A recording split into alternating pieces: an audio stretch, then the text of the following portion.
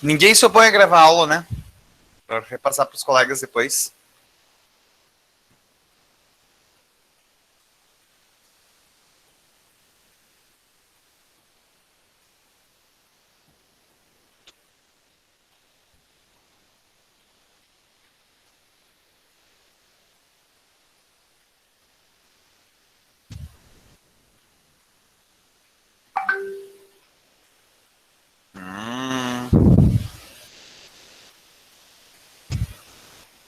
Tá.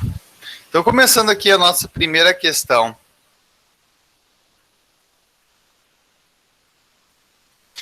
Podemos classificar os programas de computador em diferentes categorias. Então, programas de usuário e sistemas operacionais. Explique qual a diferença da função dessas duas categorias de programas de computador. Então, vamos lá, vamos fazer essa correção junto.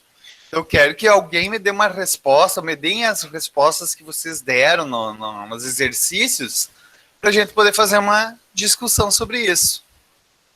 Então, qual que é a diferença entre programas de usuário e sistemas operacionais?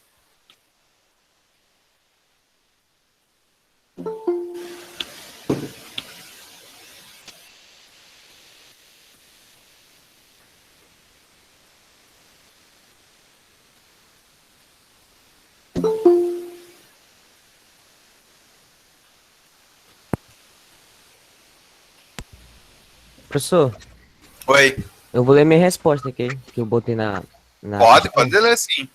O sistema operacional controla os hardwares e coordena seus usos pelos programas e aplicativos do usuário. E os programas de usuário são softwares dentro do sistema operacional que são armazenados em discos e precisam ser carregados em memória antes de serem executados. A maior diferença entre os dois é que o sistema operacional atua diretamente com o hardware e o programa do usuário precisa de uma permissão do sistema operacional para ser executado pelos hardwares. Isso, tá bem certinho. Até tu botou bastante informação na resposta, né? E tá bem correta a resposta que tu deu. Mas de maneira geral, vamos tentar fazer aqui, responder de uma maneira simples, tá? Um programa de usuário é um programa que ele tem uma função pro usuário, tá? Ele oferece uma funcionalidade para a pessoa que está usando o computador. Um exemplo de programa do usuário aqui, a gente está usando o Google Meet. O que o Google Meet tem de propósito? Qual que é a função dele? Fazer reuniões de áudio entre várias pessoas. Ou seja, ele é uma função oferecida para o usuário, uma função oferecida para as pessoas.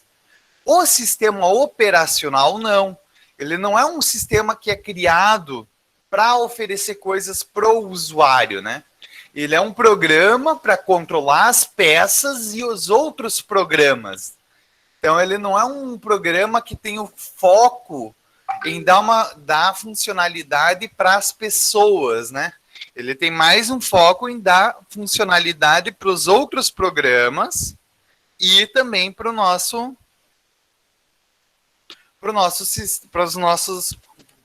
nossas peças de computador. Deu para entender certinho? Sim, professor.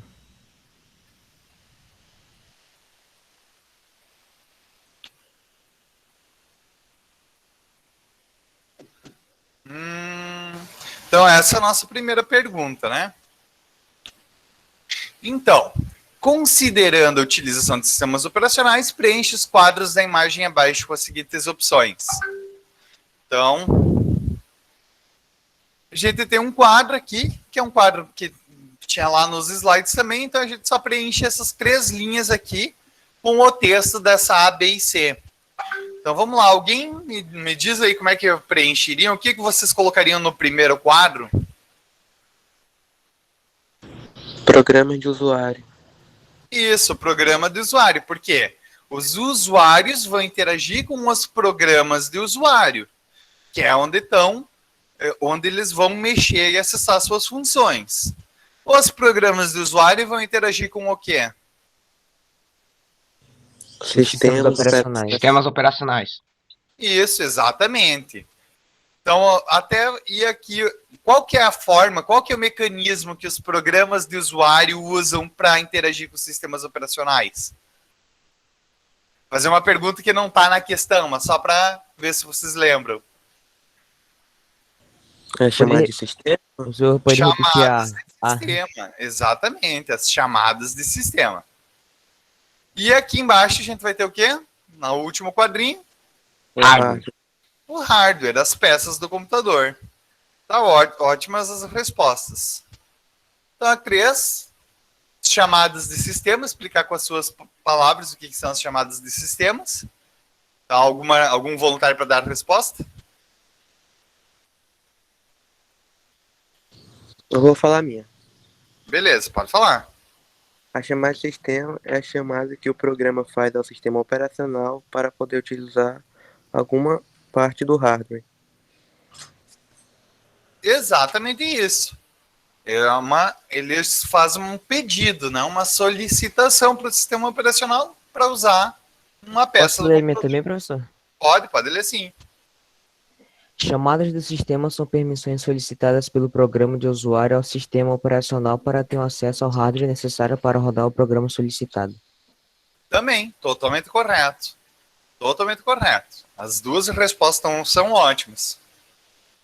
Mais alguém tá a fim de ler a sua resposta? Ou alguma dúvida ficou nessa questão ainda?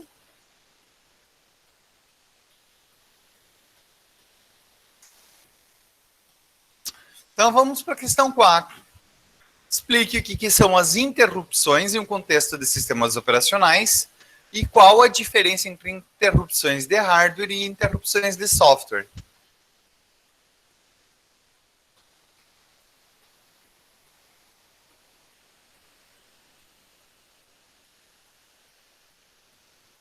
Então vamos lá, o que são as interrupções?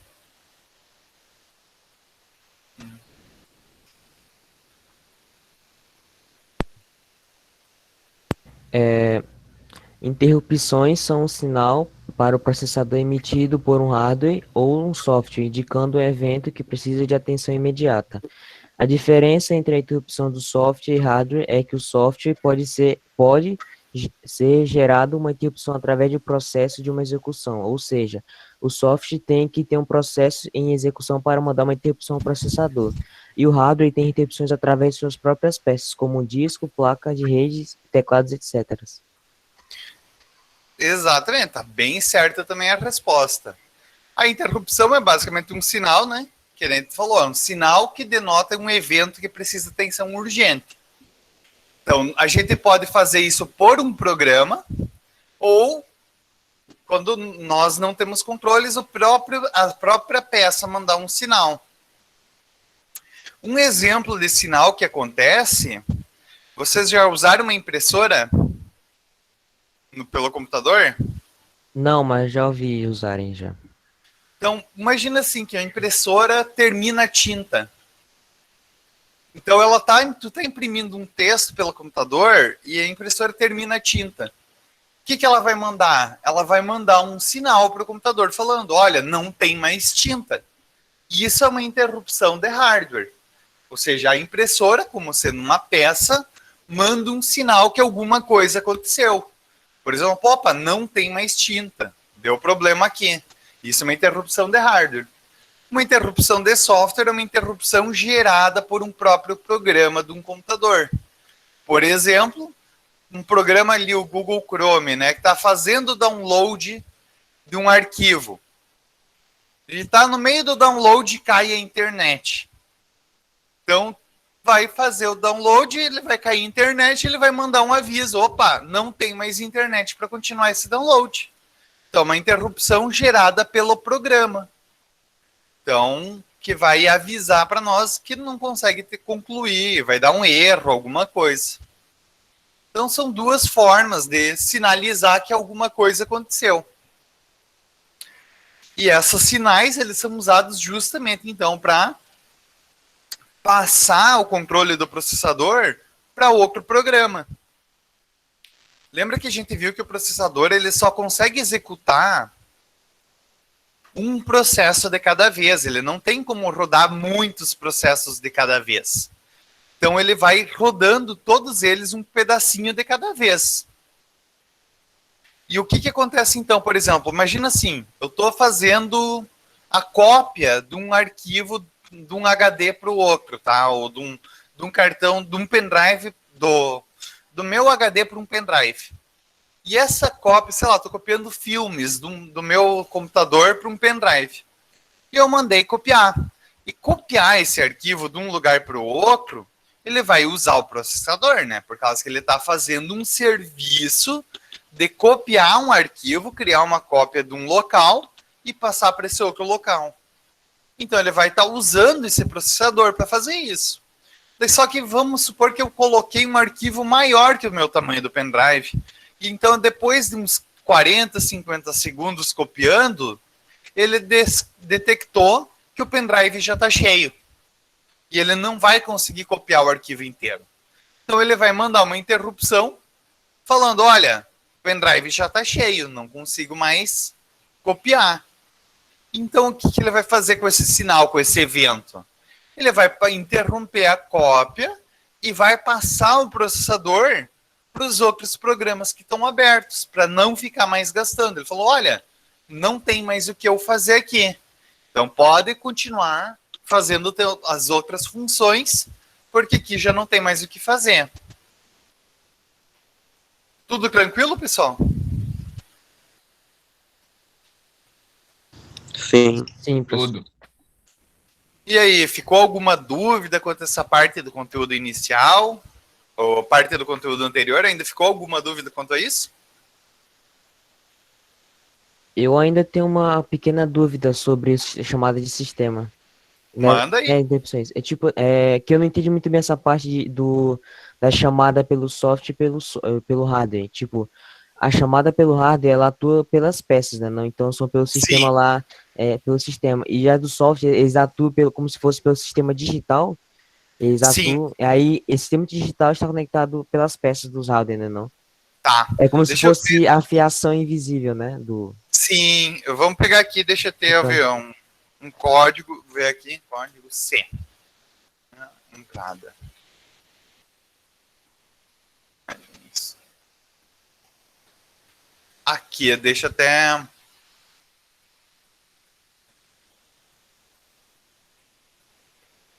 Aqui, essa imagem. Isso aqui é um código de programação, tá? Da linguagem C, que acho que é a linguagem que vocês vão aprender a usar. Estão conseguindo ver a tela aqui? Sim. Por enquanto, vocês estão vendo algoritmos, né? Ou seja, em pseudocódigo, em português, certinho. Tipo, é algo que é mais simples de aprender inicialmente, né? Mas depois, vocês justamente vão passar por uma linguagem de programação.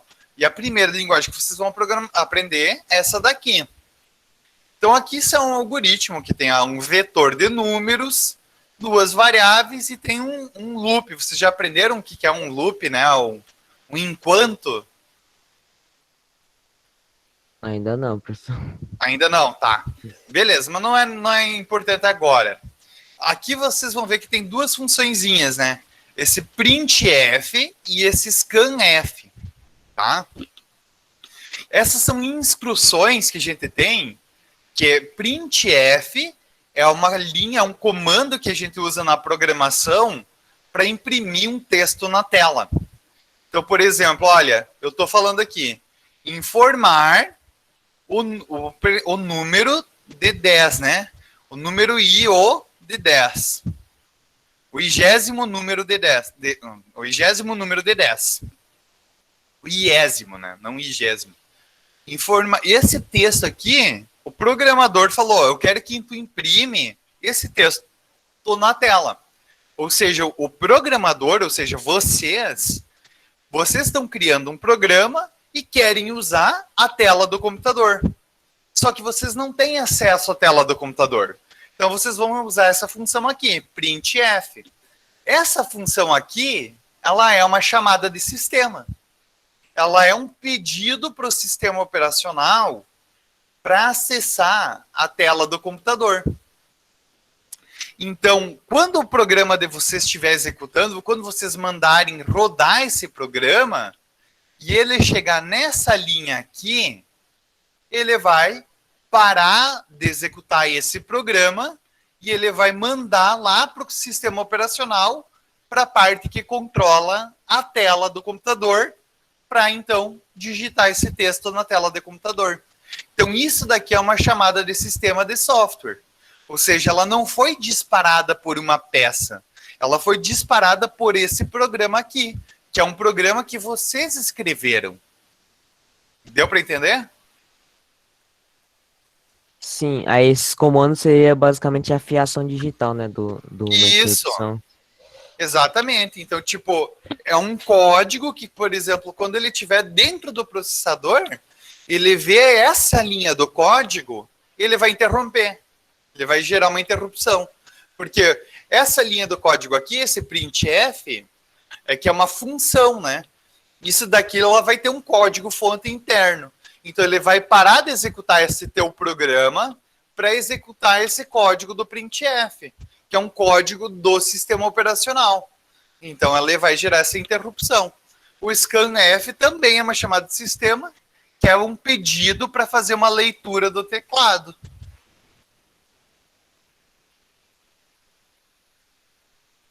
Isso é algo que ainda vocês não aprenderam, tá? A parte de programação, mas só mostrando que quando vocês entrarem na programação, quando vocês querem usar a tela ou o teclado, isso é feito através dessas chamadas de sistema.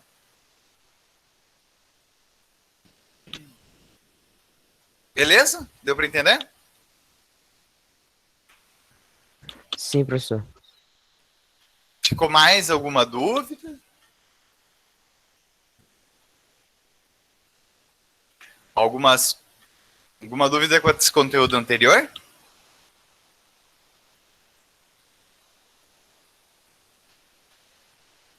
Tá, então, antes também de começar esse novo bimestre, né, eu queria ver com vocês o que vocês estão achando das nossas aulas até agora, se tem alguma sugestão de algo que a gente pode fazer diferente, algo que vocês viram que acharam legal de outro professor que estava fazendo, justamente, né, então, para a gente ir tentando melhorar as nossas aulas o máximo que a gente conseguir, né?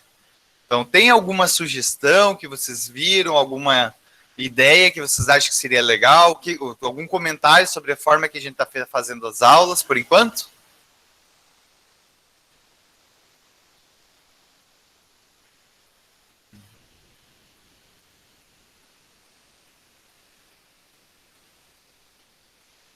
Na minha opinião, a aula tá boa assim, professor. Ah, beleza, então.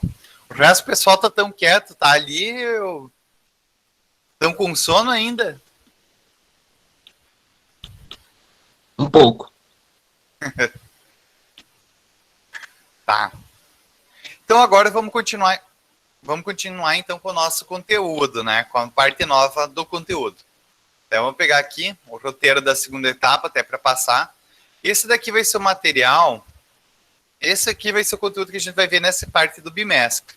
Então, nosso módulo aqui vai ir do dia 4 de junho até o dia 22 de junho. Então, a gente vai ter aula até daqui a 2 semanas. A gente vai ter aula. Esse módulo é bem pequeno, né? Que nem o outro não, né?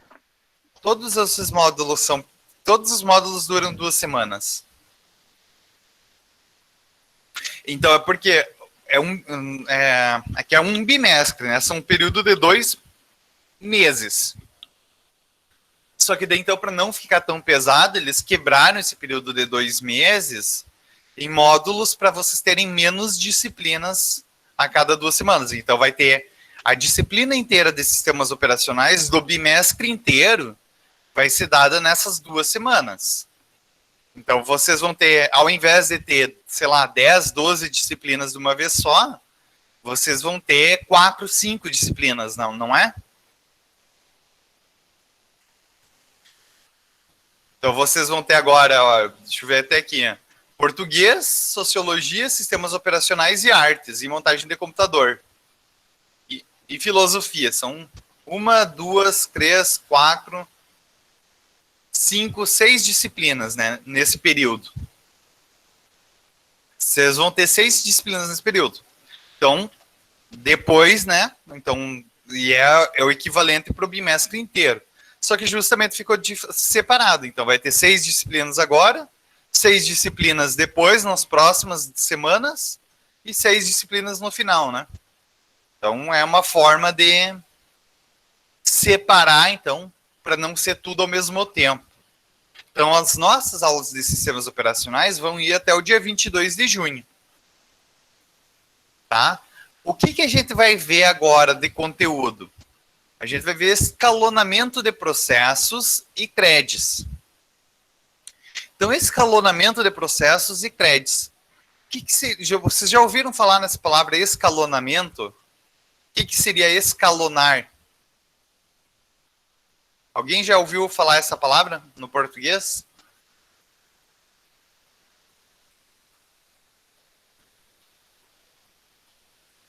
Não, professor. Então, escalonamento, uma forma de Não, professor, a gente eu não ouvi, não. Uma forma de a gente fazer um sinônimo aqui, um escalonamento seria tipo uma escalação. Tipo escalação de futebol. Então, imagina assim, os jogadores são os nossos processos que estão rodando no computador. Então, os processos são os nossos jogadores. O nosso sistema operacional é o técnico do time. Então, ele vai escolher quais vão ser os processos que vão estar executando. E ele vai escolher quando tirar alguém e quando colocar alguém para executar. Então, é como o escalonamento de processos é justamente isso. É explicar, então, qual é a lógica que o nosso sistema operacional vai usar para escolher quem é que está na vez de executar. Então, ele vai ver assim, eu tenho 15 programas que é para rodar ao mesmo tempo. Como é que eu divido o tempo entre esses 15 programas? Qual que é a melhor forma de eu dividir esse tempo? E ele vai, então, dividindo o tempo e botando, por exemplo, beleza, agora é tua vez tua vez de executar. Ele tira o processo que estava executando antes e coloca o outro. Então, ele vai executando, ele vai criando uma fila e vai definindo, então, quem é que vai ser executado primeiro. Então, a gente também vai ver o que é o conceito de CREDs, tá? CREDs é um outro conceito bem importante de sistemas operacionais, que é a parte, então, que eles são basicamente subprocessos ou mini-processos. Então, que é como um processo inteiro, né, um programa no computador, pode ter sua funcionalidade dividida em pequenas partes. Que a gente também vai ver como isso funciona. Tá? Então, nossa contextualização.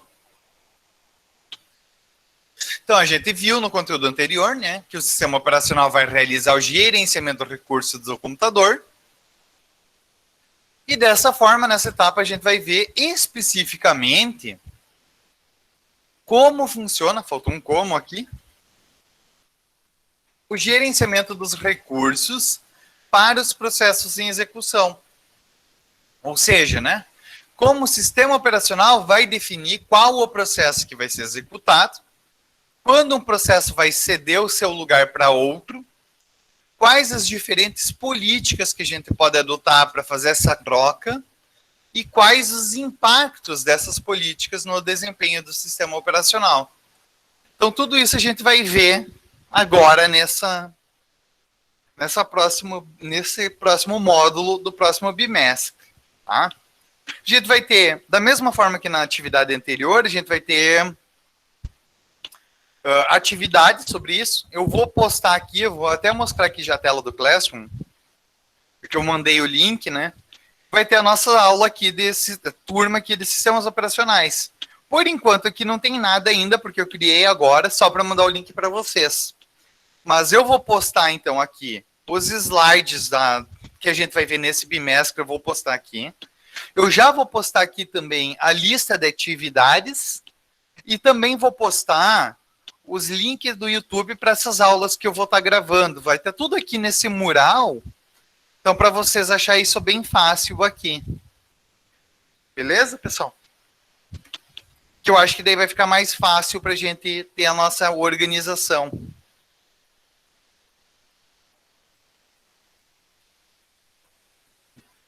Todo mundo de acordo? Sim. Sim. Sim. Sim, professor. Sim. Então vamos entrar aqui na nossa primeira... Vamos começar então a passar o nosso conteúdo. Então a gente vai ver a parte de fundamentos de sistemas operacionais, especificamente então a parte de processos, né? Tá? Aqui tem um resuminho, né, do que a gente viu na aula passada, né? Então as chamadas de sistema, os tipos de chamada de sistema, né, as interrupções de hardware e software, o que são uma API, os vários exemplos de chamada de sistema, são os conteúdos que a gente viu na aula anterior. Eu botei aqui só um resuminho para a gente ter um contexto. O que a gente vai ver nessa aula aqui? Nessa aula, o foco vai ser, então, na compreensão dos processos, tá? Então, os processos vão ser os nossos programas. E a gente também vai ver os mecanismos e as técnicas utilizadas pelo sistema operacional para gerenciar e alocar recursos a esses processos. A gente viu que uma das principais funções do sistema operacional é alocar os recursos, né? Ou disponibilizar os recursos para os programas do computador. Então a gente vai ver como isso é feito aqui. Então aqui, o que é um processo? Então, isso daqui, alguém já viu essa telinha aqui, gerenciador de tarefas do Windows? Sim, eu já vi e sei entrar nela. Sim. Beleza, então o que é o gerenciador de tarefas do Windows? Ele é justamente uma tela para a gente ver quais são os processos que estão sendo executados e qual é o percentual de hardware que eles estão usando. Então, todos os sistemas operacionais comuns usualmente oferecem formas de a gente ver os processos que estão sendo executados em um determinado momento. No Windows, a gente pode ver isso através do gerenciador de tarefas. Então, que a gente tem o atalho aqui, Ctrl Alt Delete, tá? Então, esse sistema operacional, o Windows, a gente pode ver aqui as informações sobre os processos que estão em execução. Até vou abrir aqui para mostrar para vocês. Então, aqui eu estou no meu sistema operacional, que é um Windows, e eu vou aqui, então, em gerenciador de tarefas. Ele vai abrir essa tela aqui para mim. Ele vai me listar o quê? Todos os processos que estão em execução nesse momento. A gente viu que um processo para o sistema operacional é um programa que está rodando, né? Então, todos os processos vão ser todos os programas que estão rodando simultaneamente. Então, eu tenho aqui, ó, um programa que é o Google Drive Sync, que é o meu programa do Google Drive, de armazenamento de dados na nuvem, que está rodando. Ele diz quanto de processador está usando, agora 0%, quanto de memória RAM está usando, que é 605 MB da minha memória RAM. Ele diz exatamente quanta memória RAM ele está usando nesse momento, quanto percentual de disco ele está usando aqui. Só que esse percentual de disco não é de espaço que ele está sendo usado para ser gravado. É de velocidade de transferência, né?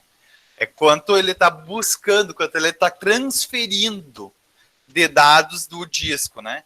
Então, como eu não estou transferindo quase nada, então a taxa de transferência dele é bem baixa. Quanto esse meu programa está usando da rede, né? Do potencial de rede da minha internet, do meu computador, vocês podem ver que ele não está usando quase nada. O programa que está usando a rede é o Google Chrome, que é meu navegador de internet.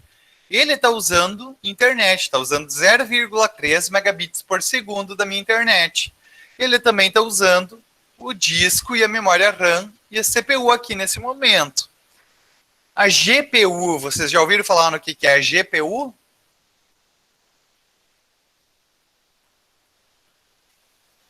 Já, mas não sei o que é. GPU é a placa de vídeo. Então, a GPU, por exemplo, é o que a gente usa quando está jogando alguma coisa. Então, a GPU é a placa de vídeo. Então, aqui está usando o Google Chrome, por enquanto está usando a placa de vídeo. Aqui ele está falando o uso de energia, que isso aqui num computador, meu computador é um computador de mesa, então isso aqui não é muito importante. Mas, por exemplo, num notebook, que eu tenho bateria, isso vai ser mais importante para saber qual programa está consumindo mais energia elétrica. E aqui a gente ainda tem a tendência do uso de energia, né? O quanto ele tende a usar energia elétrica. Então isso daqui é uma tela, olha, que eu posso ver todos os programas que estão abertos. Eu tenho o Google Chrome, todas as abas que estão abertas aqui são subprocessos dele. Eu tenho os diferentes programas que estão rodando também, né? Por exemplo, ele tem mais de um Google Chrome porque tem vários programas que estão rodando. Aqui tem esse de um antivírus, um anti-malware, um host de serviço, o meu PowerPoint, o meu navegador de pastas, o Word, que é o meu editor de textos, o programa da placa de vídeo para fazer compartilhamento de vídeo, o programa para ler PDF, o programa para ver as planilhas, que é esse daqui, o Excel. Então, tudo isso vai aparecendo aqui, né? Então, o próprio gerenciador de tarefas.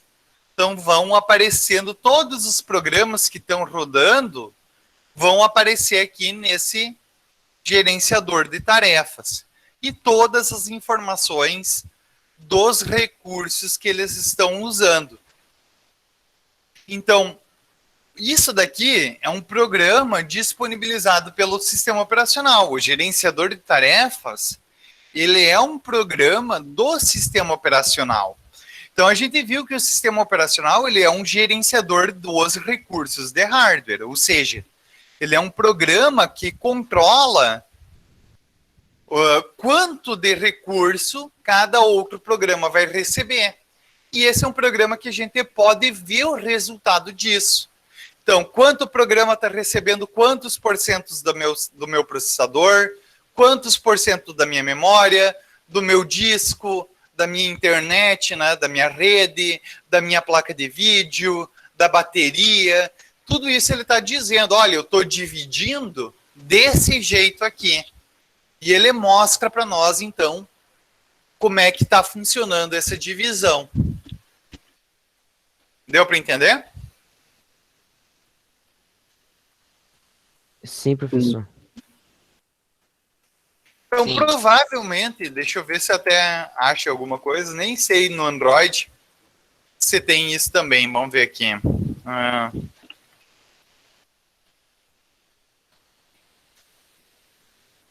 Vamos ver se tem algum gerenciador de tarefas no Android.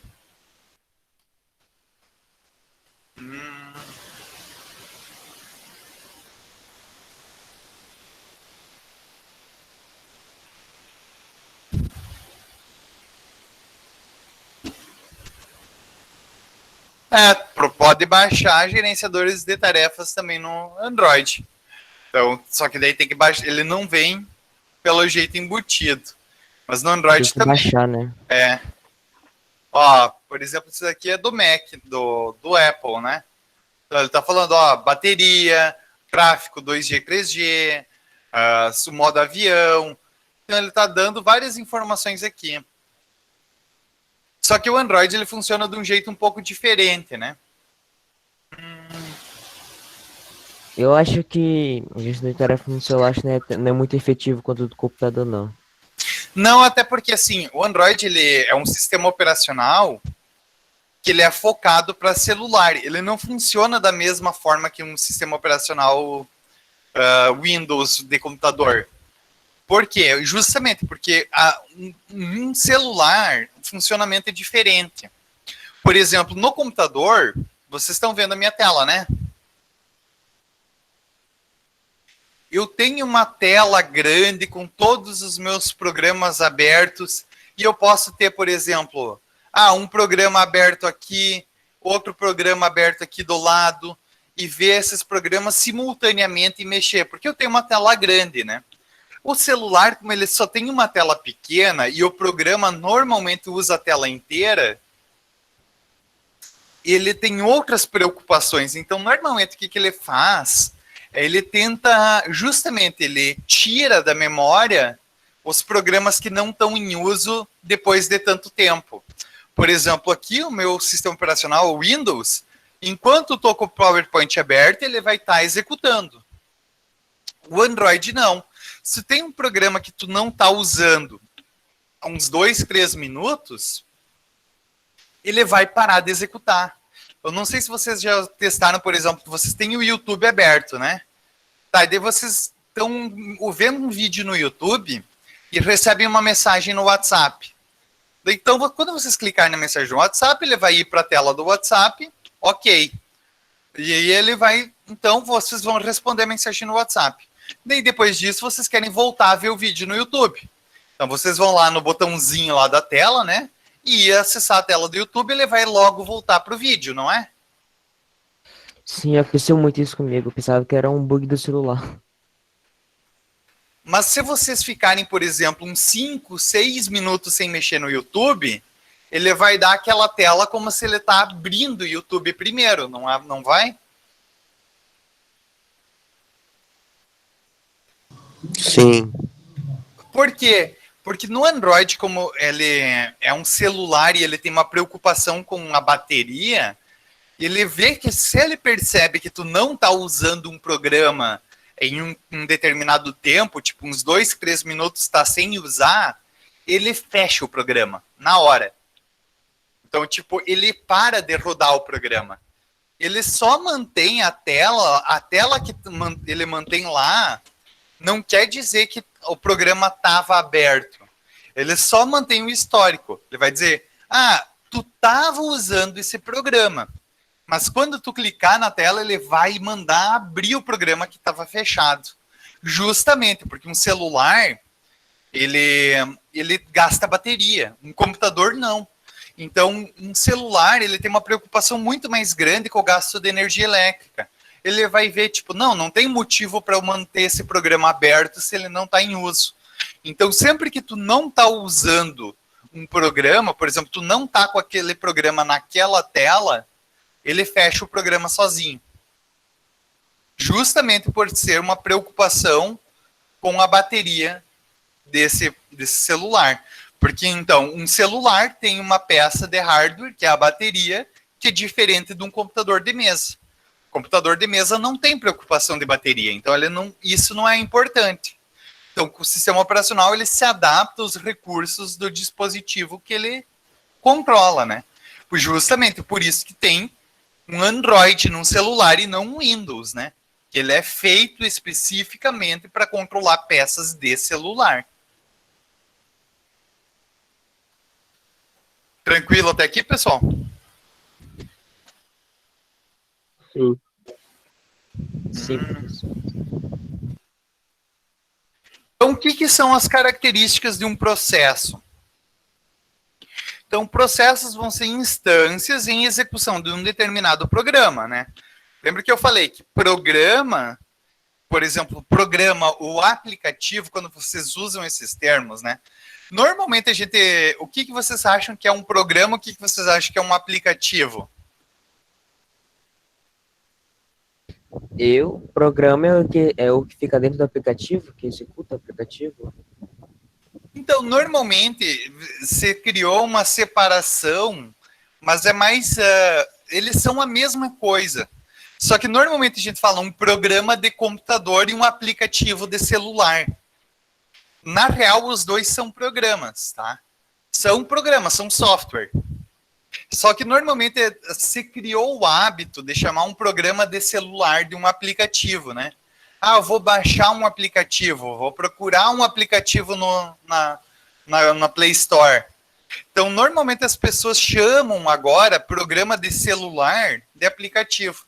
Mas é só uma diferenciação, questão de ser um programa de computador ou ser um programa de celular. Mas na prática, um programa e um celular são a mesma coisa. É a mesma coisa. Um programa, a diferença é só onde está rodando. Então, normalmente as pessoas chamam, né, quando estão falando de aplicativo, estão falando de coisa de celular. E programa no computador. Só isso. Mas na prática são sinônimos, tá? Para nós aqui, a nossa área de estudo é a mesma coisa. É um programa, ele é um programa que a gente vai executar, que a gente vai rodar. E a diferença, então, de um programa ou de um aplicativo para um processo? Lembrem que eu já comentei um pouquinho qual que é a diferença de um programa para um processo?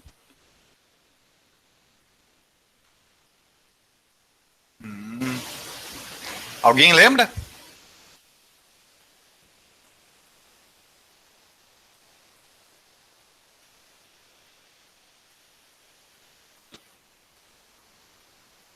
Ninguém?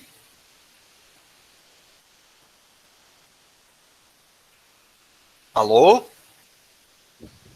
Não, professor. Tá, beleza, então. O processo, ele é um programa em execução, tá? É um programa que está rodando, é um aplicativo que está rodando. Então, aqui eu vou dar um exemplo, né? Abri aqui o gerenciador de tarefas. Aqui vocês vão ver os programas que eu estou rodando. O Google Chrome, que é o meu navegador de internet. O PowerPoint, que é meu programa para ver os slides. O Excel, que é o programa para ver a planilha, né, dos horários de aula. O Word, que é onde está o plano de estudos. Então, são os programas que... O Foxit, que é para ver os slides que eu estou vendo aqui. Também os PDFs. Então, os programas que eu estou rodando são os que aparecem aqui. Ou seja, são os processos. Processo é um programa que está rodando, que está sendo executado no momento. Então, esses programas eu estou rodando agora. Então, como eles estão rodando, eles estão ocupando os meus recursos. Mas se eu for olhar aqui para a minha área de trabalho, olha aqui, eu tenho vários e vários, por exemplo, os jogos, né? Tem aqui o Battle Brothers, Overwatch, Slay Spire, Left 4 Dead, League of Legends, Hearthstone, então, Star Wars. Tudo isso são jogos que eu tenho aqui no meu computador. Eles não estão aparecendo aqui no meu gerenciador de tarefas. Por que eles não estão aparecendo aqui? Porque esses jogos, né, eles por enquanto são apenas programas que estão instalados no meu computador. Como eles não estão em uso nesse momento, eles não são processos. Então, eles passam a ser processos no momento que eu abrir eles. A hora que eu mandar rodar um jogo, ele vai se tornar um novo processo. Vamos pegar, então, aqui um exemplo até. Vamos ver um jogo que é bem levinho de abrir para mim. É Left 4 Dead. É que o Left 4 Dead ele vai abrir pela Steam. Você tem que abrir a Steam, né, primeiro. Vou pegar o Vermintide aqui. Ele não abre o jogo inteiro. Ele justamente vai abrir aqui pela Steam. Também. Mas vai ficar mais fácil da gente ver. Então agora eu mandei abrir o jogo. A Steam tá abrindo. Tá.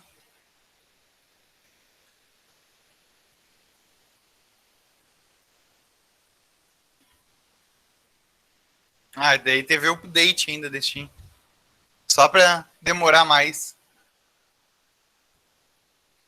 Tá, mas a ideia, vamos ver aqui. Logo vai. Professor, você usa dois navegadores, o Opera e o Google?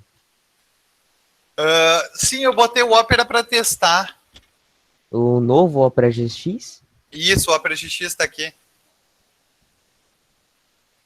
Que justamente para testar, né? Porque ele tem vários recursos diferentes para ver screen, para fazer. Tem VPN embutido, daí eu estava testando um pouquinho.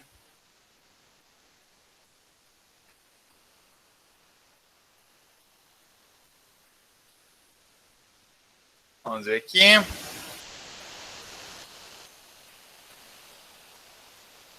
Começou agora a puxar muito a memória do seu computador, né? Uso de energia, memória. Sim, porque começa, ó, tá vendo aqui, ó, já apareceu o Steam, já aqui apareceu o jogo. Ou seja, enquanto o jogo só estava aqui, não estava aberto, ele era só um programa que estava gravado em disco. Ele não estava ocupando nenhum recurso do sistema operacional. Agora que eu mandei abrir, que ele apareceu aqui a tela do jogo, agora vocês vão ver que ele apareceu aqui, ó, o lançador do Vermintide 2, que está aqui ocupando a memória, minha GPU, 35% da minha placa de vídeo, ele está ocupando, isso que o jogo nem abriu ainda. Isso é só o lançador do jogo, né? Só o launcher. Então, isso daqui, o que isso mostra para nós? Agora, a partir do momento que eu mandei executar o jogo, ele parou de ser um programa e ele passou a ser um processo. E esse processo passou, então, a ser gerenciado pelo meu sistema operacional. E ele passou a ocupar os recursos do meu computador, passou a ocupar as peças de hardware. Então, ele passou a ocupar a minha placa de vídeo e passou a ocupar aqui a minha memória RAM e meu processador. Deu para entender? Sim. Sim, professor. Então, um programa, enquanto ele não está sendo executado, a única coisa que ele vai usar é o espaço de HD, o espaço de disco, né? O espaço de memória secundária, que a gente chama, né? Então, é o espaço no celular, sei lá, espaço de cartão, do espaço do cartão de memória, no computador é o espaço do disco rígido, do HD. Mas nos dois casos, para justamente não ficar diferenciando, a gente chama de memória secundária. Então ele só está usando a memória secundária. Então o processo, ele vira um processo quando eu mando rodar. A hora que eu mando rodar um programa, ele vira um processo. Tá? Então todos os processos têm algumas características importantes, né?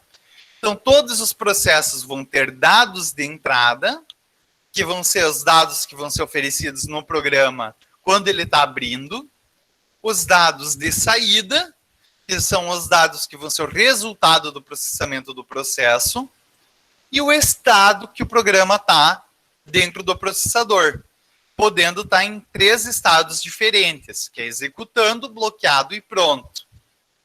Então, imagina assim, um programa, vamos pegar aqui, eu vou abrir, sei lá, um arquivo no Word, né, que nem esse texto aqui. Quando eu mando executar, ele vai ter dados de entrada, ele vai entrar no processador falando, e esse daqui é um programa que tem que ser aberto, esse é um texto que tem que ser aberto com o Word, e ele está armazenado em tal lugar do meu HD.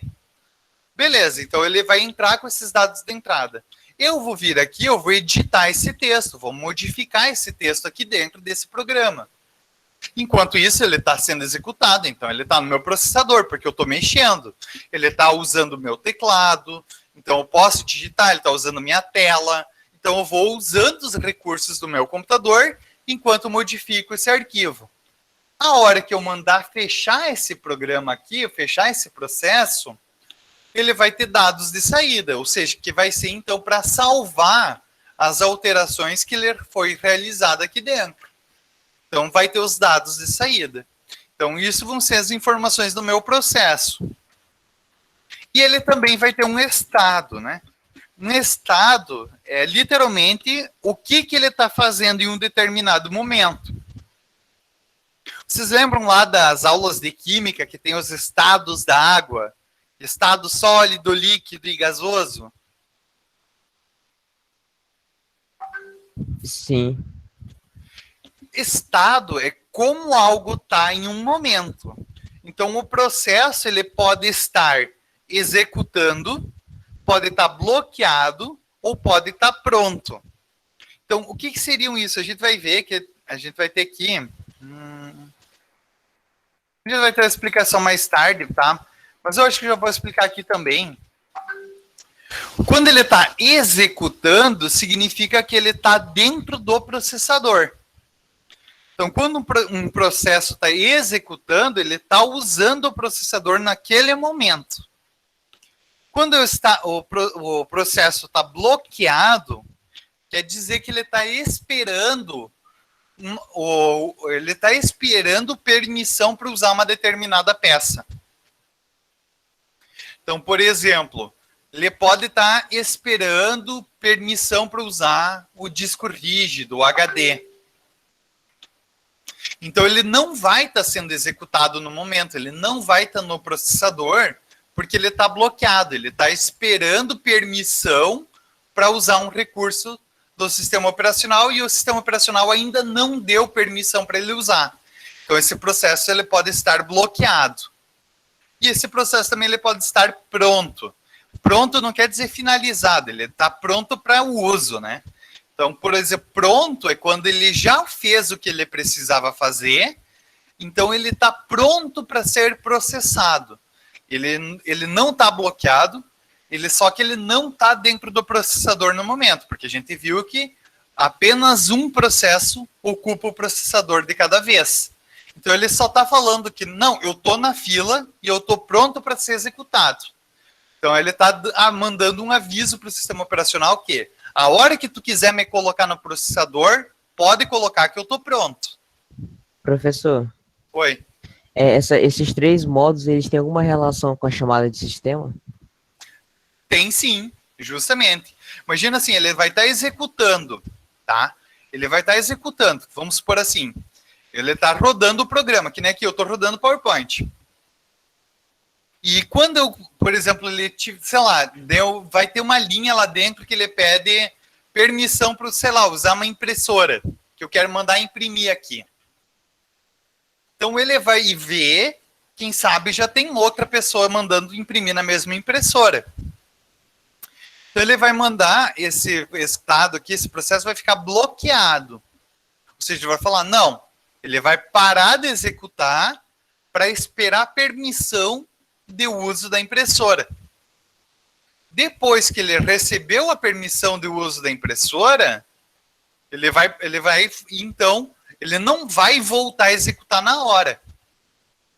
Ele só vai mandar um aviso para o sistema operacional falando, estou pronto, já consegui minha permissão. Daí depois ele volta a ser executado. Isso tem sim, a troca de estados acontece justamente usando essas chamadas de sistema. Então pode ser a chamada de sistema pode ser algo que leve uma troca de estados. Tá bem certinho. A diferença de programas e processos, algumas diferenças, né? Um programa, né, pode ter várias instâncias em execução, sendo cada uma delas um diferente processo. Ou seja, aqui eu tenho um exemplo. Eu tenho duas janelas, se a gente for ver, do Chrome, né?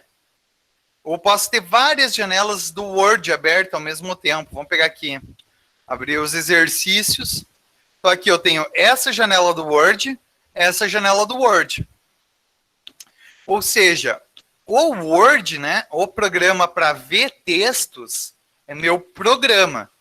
Então, o Word é um programa só, mas eu posso ter várias instâncias dele aberto. Por exemplo, aqui eu tenho a leitura do roteiro da segunda etapa, aqui eu tenho a leitura dos exercícios. Ou seja, o programa é um só, o programa é o Word, mas eu estou com dois processos dele aberto. Um processo para ler um texto, um processo para ler outro texto. Então, essa é uma diferença que a gente tem aqui. Então, o programa pode ter várias instâncias, e cada instância é um processo. O programa é um algoritmo codificado, né? Ou seja, ele é o resultado da programação. Então, o programa é literalmente o código-fonte que é o resultado do algoritmo que vocês criam. E o programa é a forma como o programador vê a tarefa ser executada. Então, tudo isso aqui é o nosso programa. Já o processo, cada processo é único, né? Ele tem um identificador. Justamente esse processo para ler esse documento é diferente do processo para ler esse documento aqui. Tanto é que se a gente for ver aqui no meu gerenciador de tarefas, vocês vão ver, ó, eu tenho aqui no Word, né, 2 processos. O processo desse arquivo aqui, o processo desse arquivo aqui. Ou seja, cada processo é contado como sendo único. Ele está falando, olha, o programa é o Word, mas eu tenho 2 processos abertos aqui dentro. E cada processo é diferente, cada processo é único. Então, cada processo é o código-fonte, acompanhado dos dados que ele está processando e de um estado. Aqui, o programa não tem dados e ele não tem estado, ele é só o código-fonte, né? Aqui o processo não, ele já é o código-fonte, mais os dados de entrada e saída, e mais o estado que ele está no processador, porque ele já está rodando. Então, o processador é a forma pela qual o sistema operacional vê um programa e possibilita a sua execução.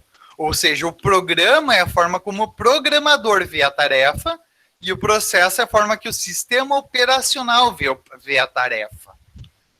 Então, deu para entender a diferença dos dois?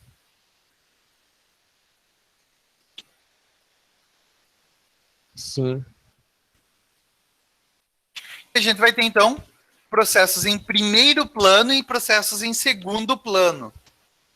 Isso daqui é algo bem interessante, especialmente para quem usa bastante celular. Processos em primeiro plano são processos que vão estar interagindo com o usuário. Então, por exemplo, vocês estão vendo aqui essa apresentação de slides, né? Então, ela está na tela e eu estou com o meu mouse aqui, meu mouse e o meu teclado, eu estou interagindo com esse programa aqui. Por quê? Porque ele está em primeiro plano. Então, é um processo que ele está interagindo comigo naturalmente, né? É um processo que está interagindo com o usuário, com a pessoa. Mas a gente também tem processos de segundo plano, que eles ficam rodando ocultos do usuário. São processos que o usuário não vai interagir diretamente. Então, por exemplo, vocês conseguem imaginar um processo que ele fica rodando em segundo plano no celular de vocês? Ou no computador de vocês? Acho que sim. Dá um exemplo, então. Eu acho que quando a gente vai fazendo download de alguma coisa pelo navegador, pelo segundo processo de segundo plano fica baixando e ele envia para o computador. Perfeito, é um ótimo exemplo. Quando tu manda fazer um download, o download é um processo de segundo plano, porque tu não fica interagindo com ele, né? Tu coloca para fazer download e vai fazer outras coisas, né? Então, o download fica acontecendo em segundo plano. Ele não vai ter interação. E mesmo enquanto tu está mexendo nas outras coisas, esse processo vai continuar rodando. Então, ele continua sendo executado fora dos olhos, né, do usuário.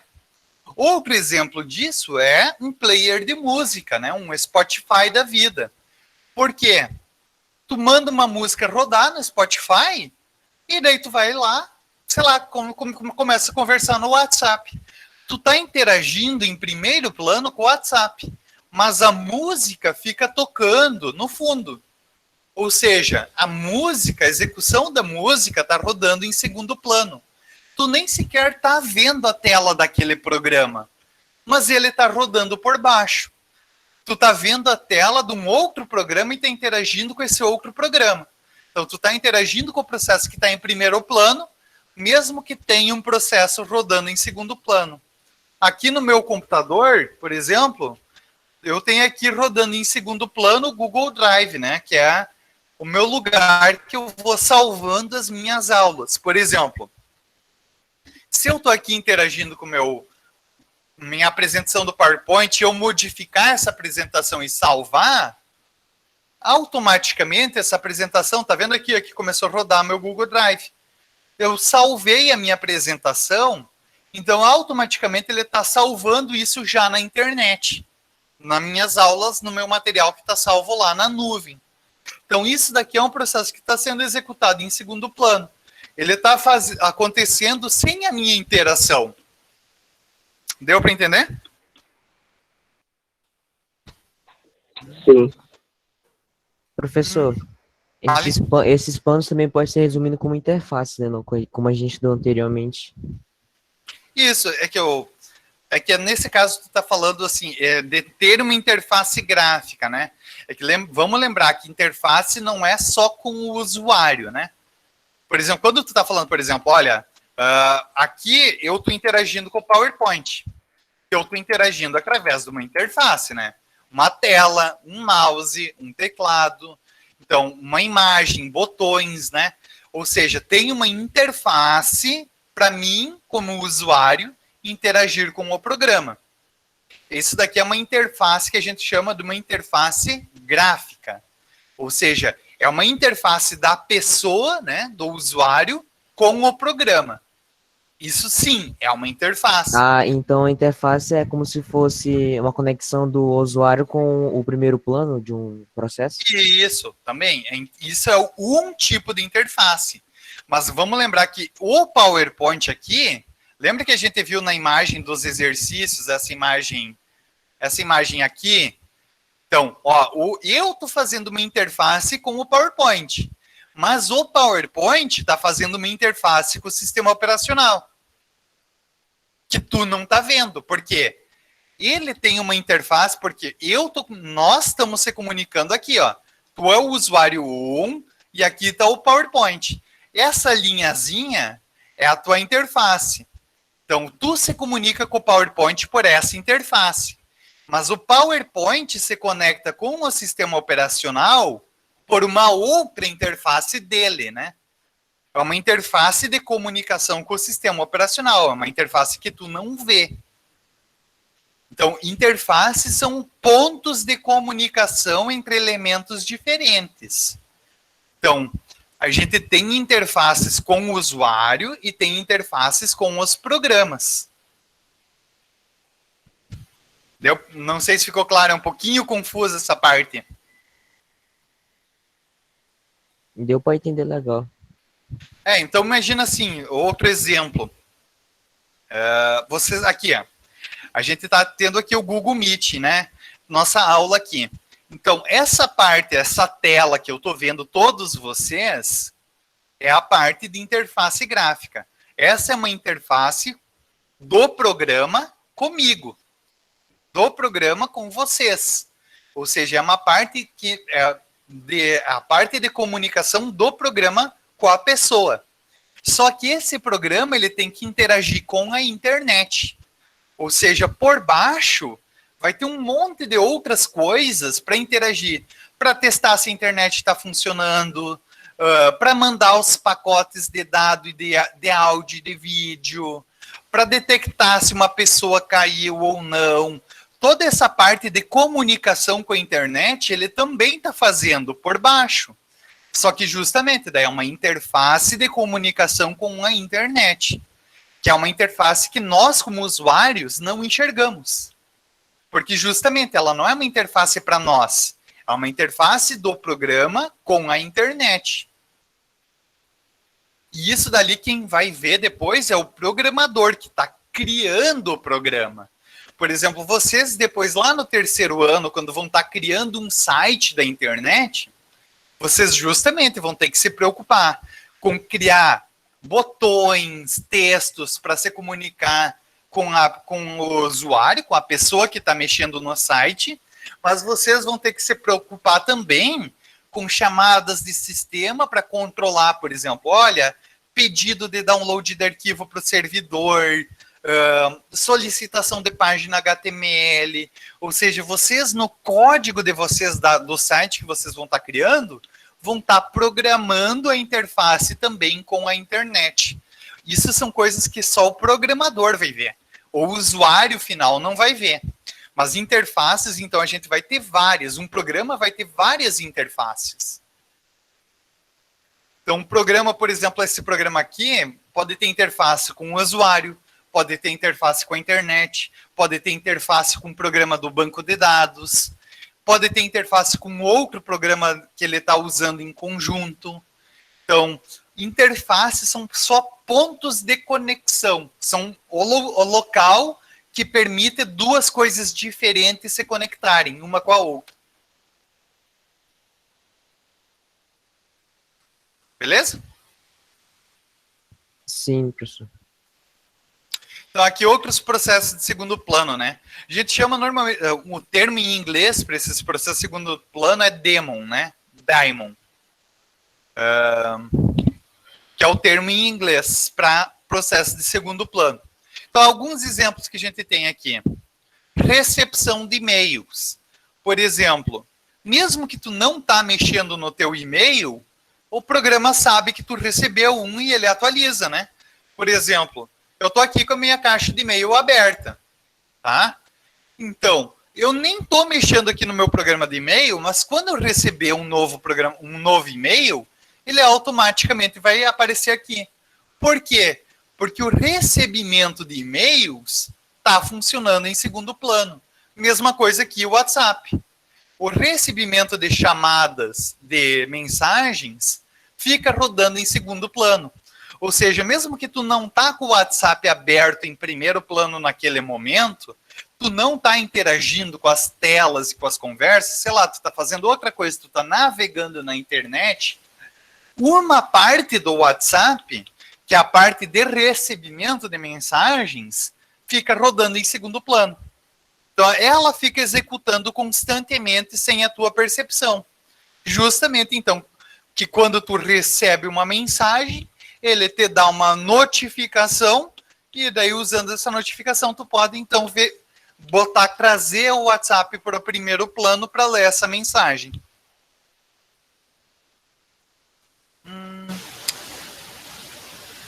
Então, a gente tem outros... Quais são os componentes que a gente vai ter num processo, tá?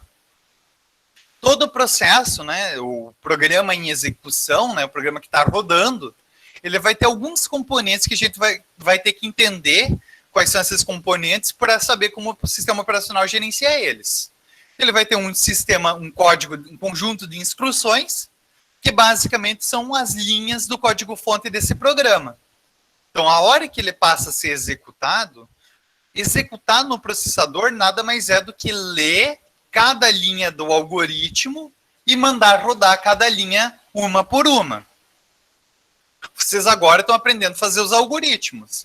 Então, o conjunto de instruções nada mais é do que as linhas do código do algoritmo daquele programa, que ele vai mandar, então, para o processador e vai ler linha por linha e mandar rodar linha por linha. Outro componente é o espaço de endereçamento, que vai ser o espaço reservado dentro da memória principal, ou seja, a memória RAM. Então, a gente está vendo aqui. Ó, lembra que a gente tem que o Google Chrome está usando 900 MB da minha memória RAM. Então, esse daqui é o espaço de endereçamento que eu estou falando aqui. É a área dentro da memória RAM que esse programa tem disponível para ele. Então, vamos lembrar, por quê? Quando um programa, antes de ser executado, ele vai ser tirado do disco e ele vai ser colocado na memória RAM. Então, quando, por exemplo, o Google Drive aqui, quando, por exemplo, eu vou tirar... Alguém já jogou um jogo de computador que tem loading de uma parte para outra? Por exemplo, quando tu está abrindo o jogo ou trocando de mapa, ele dá um tempo de loading, de fazer um loading do jogo? Sim, professor. O que significa esse tempo de loading na prática? Imagina assim, quando tu trocou de mapa, tem um monte de textura, imagens do novo mapa que tu vai entrar. Todos esses mapas, essas texturas desse jogo, eles vão estar armazenados no HD ou no cartão de memória de vocês, ou seja, na memória secundária. Quando vocês vão entrar naquele mapa, o programa entende, não, beleza, agora a gente vai usar. Então ele vai tirar do disco, do cartão de memória, e vai puxar esses mapas, essas imagens, para a memória RAM, para começar a usar. O tempo que leva para fazer essa transferência do HD ou do cartão de memória para a memória RAM é o tempo de loading. Então, o loading normalmente é só uma animação que a gente coloca para disfarçar o que está acontecendo por baixo no sistema operacional. E o que está acontecendo por baixo no sistema operacional é ele está buscando a parte do jogo que tu vai usar naquele momento, tirando ela do HD e colocando dentro da memória RAM.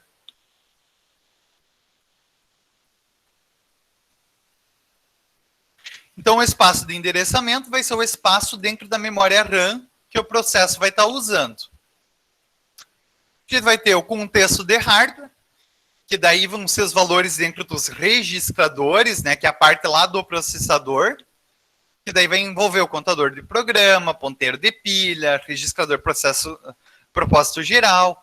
Isso daqui são conceitos mais avançados de funcionamento de um processador. A gente não vai entrar tanto em detalhes sobre isso, é só para citar que isso daqui são as informações do que está acontecendo no processador no momento. E aqui os contextos de software. Então, vai ser os atributos em geral, como a lista de arquivo aberto, as variáveis, etc. Tá?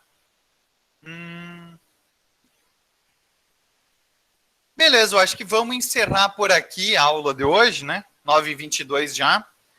Porque agora vai começar outra parte de conteúdo, que é a parte de tabela de processos, e a gente não vai conseguir finalizar ela hoje. Então, ficou alguma dúvida quanto à aula de hoje? Algum comentário, sugestão? Alguma coisa que querem conversar, falar?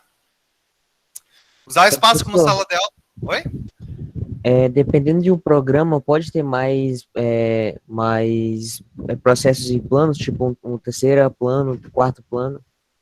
Não, esse primeiro plano quer dizer que ele está interagindo com o usuário no momento. Segundo plano quer dizer que ele não está interagindo com o usuário.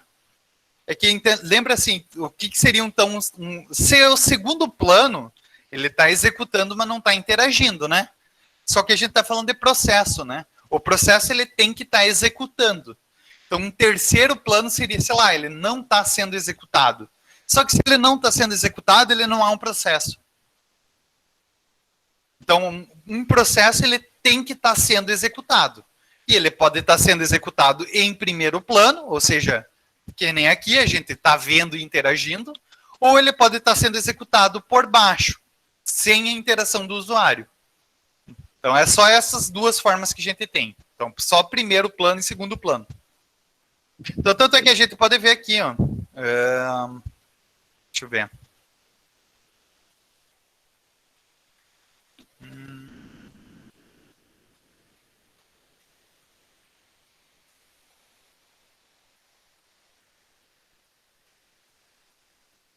Então, aqui a gente vai ter desempenho, histórico aplicativo, inicializar. Aqui no inicializar, normalmente ficam os programas do segundo plano. Por exemplo, são os programas que abrem sozinho, né? Por exemplo, aqui eu tenho o programa de torrent, que ele fica fazendo download de torrent sem eu estar mexendo. É um programa em segundo plano. A Cortana, que é o do Windows, né? O GOG Galaxy, que é um programa de jogo, né? Steam, por exemplo. São programas que ficam rodando aqui, ó. Tanto é que normalmente, se vocês forem ver no Windows, né? Os programas em segundo plano são os programas que vão ficar nessa barrinha aqui no canto, no canto direito. Então aqui eu tenho a Steam, está rodando em segundo plano, as definições NVIDIA, o Google Drive, esses aqui são o relógio, as notificações, isso aqui são os antivírus. Normalmente esses programas que estão aqui nesse canto direito são os programas que estão em segundo plano. Os programas que estão em primeiro plano vai ser o programa que tu está com ele maximizado na hora.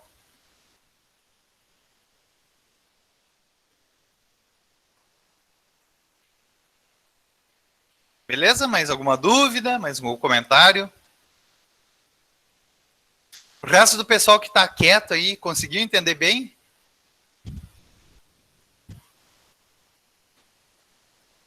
Sim.